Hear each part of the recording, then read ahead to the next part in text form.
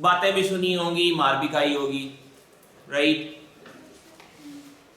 And और आपको option नहीं दी गई, नहीं जी पढ़ना ही पढ़ना है, राइट। आता है या नहीं आता, पढ़ना तो है, ठीक है। सो एक चीज जिसको हम गुजार के आए हुए हैं, जिसने हमारे ऊपर सवारी की हुई है, जिसकी वजह से हमने अपनी इज्जत के जनाजे निकलते देखे हैं, अपनी रात का दिन का सुकून बर्बाद होते देखा है, जिसकी वजह से कभी हम पास फेल होते रहे हैं, अब्बा की आंखों और हाथों का निशाना बनते रहे हैं, और हम उसकी अहमियत को ख़त्म नहीं कर सके। वो चीज़ क्यों एग्जिस्ट करती थी? What was algebra for?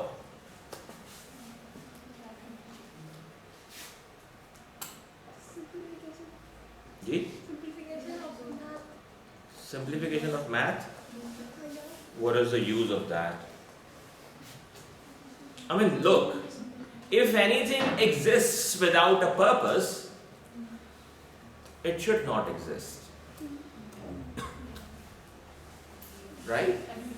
Am I right or not? Solving problems. Solving problems. Okay. So like how does algebra solve problems?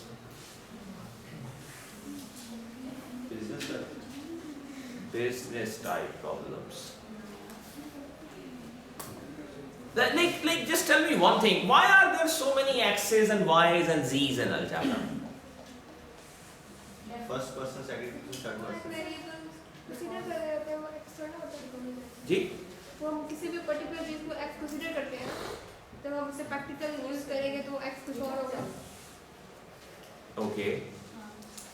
Sir x एक नेम है जिसकी वैल्यू हम चेंज कर सकते हैं। तो हम डायरेक्टली वैल्यू की बात क्यों नहीं करते थे? Because it's easier?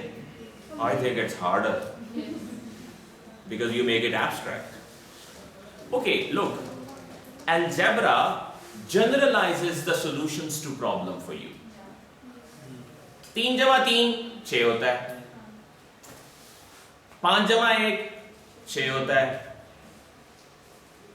4 जमा 2 6 होता है, 6 जमा 0 6 होता है, right? Now if we want to figure out different combinations that can give you 6, we can write it as x plus y is 6.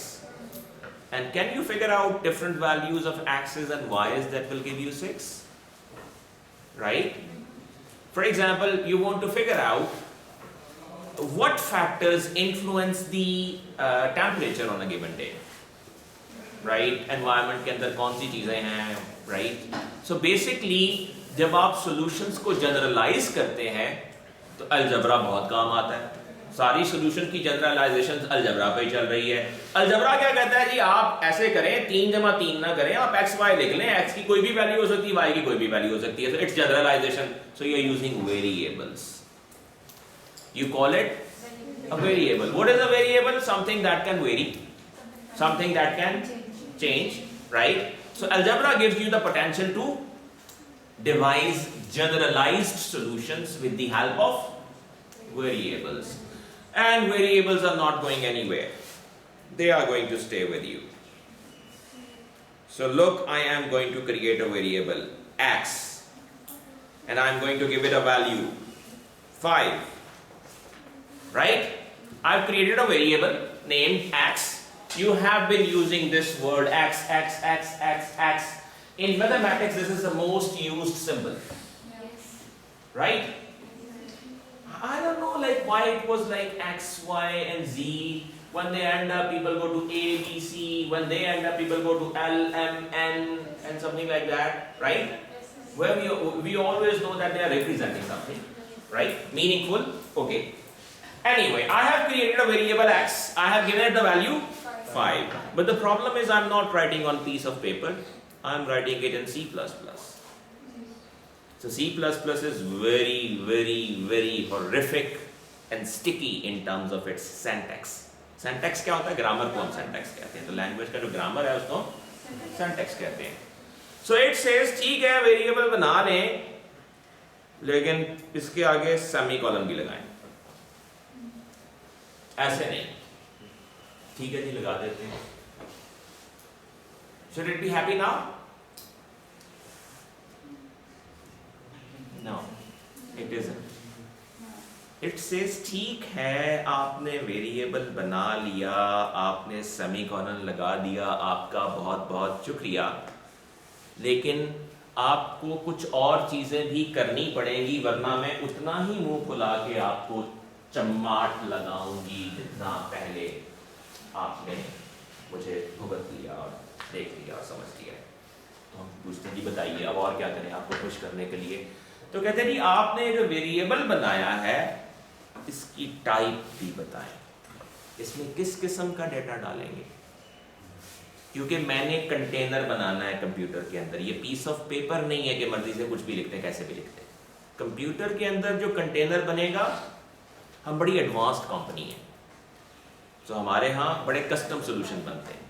हम सर का साइज देखते हैं, पीछे से गोल है नहीं है, मोटा है छोटा है, उसके मुताबिक तकिया बनाते हैं, हार्डनेस भी उसके मुताबिक होती है। सो यू मस्ट स्पेसिफाई कि आपने इसमें किस किस्म का डेटा स्टोर करना है।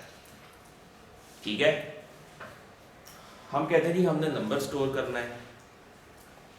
ठीक है, तो हम कहते हैं जी नंबर स्टोर करना है, तो मैं लिख देता हूं नंबर।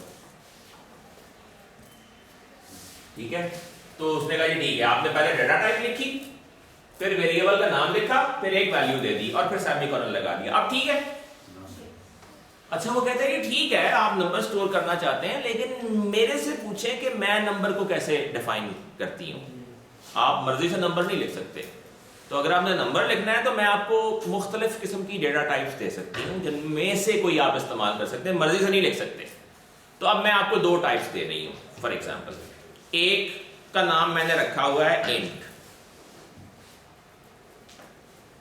इंट ये वही इंट है जो यहां भी लिखा हुआ है, यहां हमने इस पर फोकस नहीं किया कि क्यों लिखा हुआ है, क्या लिखा हुआ है। ठीक है, तो एक है मेरे पास डेटा टाइप इंट। ठीक है, अगर आपको नंबर स्टोर करना है बगैर फ्रैक्शन के, whole number 0 1 2 3 4 5 6 7 8 9 10 10 million 20 million 30 million so on so forth, whole number without any fraction, तो आप ये वाली डेटा टाइप इस्तेमाल कर लें। ठीक है, फेयर इनफ। फिर मैं कहता हूं अच्छा मैंने just to test C++, can you store fractional numbers as well? It says yes, you can create a variable that will contain a fractional value, but you will have to use a different data type, and I call it float.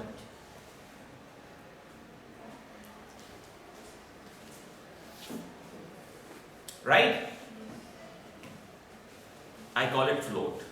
You can store a fractional number in this. I cannot store a fractional number in integer container. मेरे पास integer का एक और तरह का container है, fractional number के लिए और तरह का कंटेनर है। तो मुझे आप डायरेक्टली बताएंगे कि किस किस्म का कंटेनर बनाना है, तो मैं उस किस्म का कंटेनर बनाऊंगी और आपका डेटा उसमें डाल दूंगी। टाइप नहीं बताएंगे तो मेरी आपकी दोस्ती नहीं हो सकती। राइट? ओके। अब एक और बात, मैं कहता हूं अच्छा मैं अब डेटा टाइप अलग रख दिया ना, इसका नाम भी x रख दूं, मुझे x बहुत पसंद है। So like, can I please name it x? Right? No, it's ridiculous. Don't do these things. Like, don't leave everything to C++. Think yourself as well. Okay, we don't do it even in mathematics when we are writing on plain piece of paper, right? So we name it some other thing. Y, for example. Right? Okay. And now, for example, I want to print these variables. X, Y. Now these separators will help. You want to print multiple things in one statement? इसको हम कहते हैं insertion operator. ये जो double less than symbol है, इसको कहा जाता है इंसर्शन ऑपरेटर। राइट? हम आहिस्ता आहिस्ता इन टर्म्स को फॉर्मली डिफाइन करते जाएंगे। ठीक है? सो इंसर्शन ऑपरेटर डाला, एक वेरिएबल का नाम लिख दिया, दूसरे वेरिएबल का नाम साथ नहीं लिख सकते। अगर मैं इसको यूं लिख दूं फॉर एग्जांपल एक्स वाई, तो ये समझेगा कि एक्स वाई कोई इकट्ठी चीज है और एक्स वाई कोई इकट्ठी चीज नहीं है। तो हमें इनको अलग अलग आइडेंटिटी देने के लिए यहाँ पे एक और इंसर्शन ऑपरेटर डाल के इनको सेपरेट करना पड़ेगा। अब ये एक ही लाइन में x को भी प्रिंट कर देगा और y को भी प्रिंट कर देगा। देखते हैं क्या प्रिंट करता है। Let's just see if it works. आप जब भी प्रोग्राम चेंज करेंगे तो पहले कंपाइल करेंगे ताकि नई एग्जीक्यूटेबल बन जाए, फिर उसको एग्जीक्यूट करेंगे। Oh, sorry. So I needed to like execute like this. अब देखिए क्या प्रिंट हुआ, 5.5। यूं लग रहा है जैसे 55.5 है, राइट? क्योंकि हमने बीच में कोई स्पेस नहीं दी। ओके, अब इसका हल क्या होता है? फॉर एग्जांपल एक हल तो ये है कि आप इसके दरमियान में स्पेस दे दें। स्पेस देने के लिए आपको फिर डबल कोट्स में इस्तेमाल करके दरमियान में स्पेस देनी पड़ेगी। आप देखिए ये x और y के ऊपर डबल कोट्स नहीं है क्योंकि ये प्री डिफाइंड वेरिएबल्स हैं। अगर आपको अपना कोई टेक्स्ट देना है तो उसके ऊपर डबल कोट्स डालेंगे, वेरिएबल्स है तो उसके ऊपर टेक्स्ट नहीं होगा। अगर इन पे डबल कोट्स डाल दें तो फिर x प्रिंट हो जाएगा, x की वैल्यू नहीं प्रिंट होगी, राइट? ओके, सो एक तरीका ये है। दूसरा तरीका एक ये भी, हम ये भी कर सकते हैं। फॉर एग्जांपल हम कहते हैं and L. Let's see what does this and L do. So 5.5. So and L is basically एक खास कैरेक्टर है जिसको and L कहा जाता है। and L का मतलब है end the line.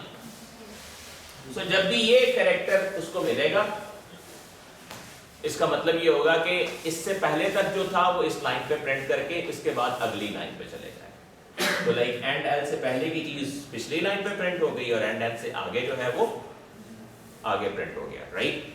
And what you can do here is, ये just to make it little neat, आप यूं भी कर सकते हैं कि हम सी आउट स्टेटमेंट्स ही अलग कर लेते हैं। So we print like C out X and L and then C out Y. That can look little more tidy.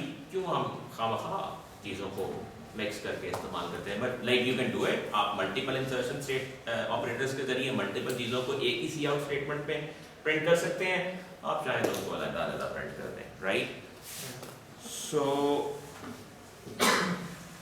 Obviously इनके ऊपर ऑपरेशंस भी परफॉर्म हो सकते हैं। हमारे पास मजीद डेटा टाइप्स भी अवेलेबल हैं C++ के अंदर। We will be talking about those in the next session. Next session कब होगा? कल। कल आपको तशरीफ लाना पड़ेगी, राइट? अगर इतना आसान हो कि हमें कमरे भी दस्तयाब हो, सब चीज़ें हो, तो मैं शायद बहुत कुछ कर लूँ। मैं नहीं कर सकता। So like we have space problems, we have schedule problems unfortunately. Otherwise मैं एक प्रॉपर लैब शेड्यूल कर चुका होता और ये चीज़ें, ठीक है? तो लाइक विद दैट एक्सेप्शन कि आपको घर की याद आती होगी और शुरू में तो लोग